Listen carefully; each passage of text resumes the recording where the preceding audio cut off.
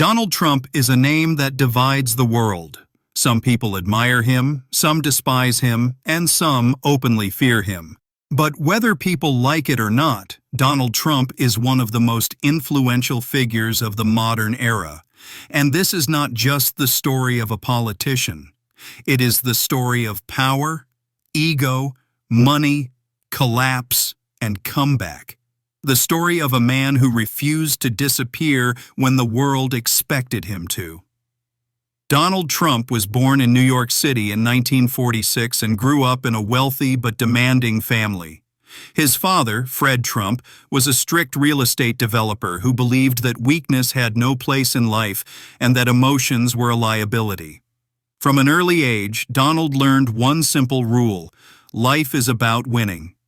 As a teenager, his aggressive behavior became difficult to control, and at the age of 13, he was sent to a military academy, not as an honor, but as discipline.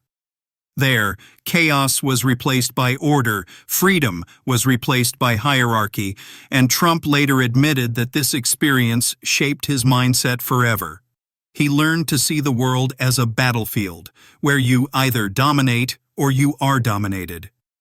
After studying economics, Trump entered his father's business, but inherited success was not enough for him. He wanted more than money, more than stability, more than comfort.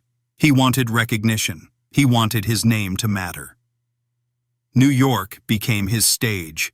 Skyscrapers, hotels, casinos, and luxury towers began to rise, all marked with the same name in massive letters: Trump. He understood branding long before branding became a trend. He turned himself into a product and understood that image could be more powerful than numbers. Then came the 1990s, when everything began to fall apart.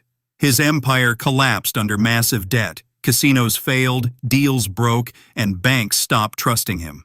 On paper, he still looked rich, but in reality, he was dangerously close to financial ruin. Many believed this was the end of Donald Trump. It was not. Instead of hiding, he changed the narrative and turned failure into performance. Television gave him a second life. The Apprentice transformed Trump into the image of absolute authority, confident, ruthless, and decisive. Millions watched him fire contestants with a single sentence, and the phrase, "You're fired," became legendary. Trump was no longer seen as a struggling businessman. He became a symbol of power, a man who spoke without hesitation and never apologized. Somewhere between the cameras and the applause, a dangerous idea appeared in his mind. What if I ran for president? When Trump announced his candidacy, most people laughed.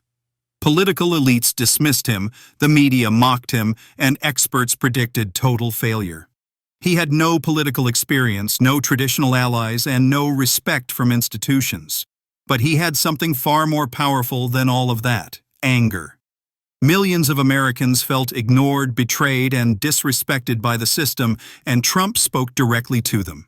His language was simple, direct, sometimes crude, often controversial, but it felt real.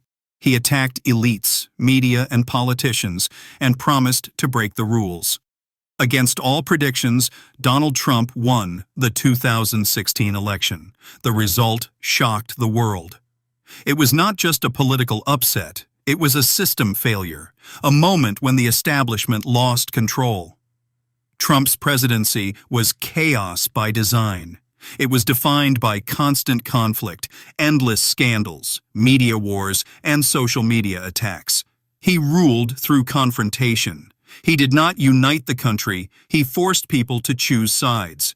To his supporters, he was a fighter against corruption and hypocrisy.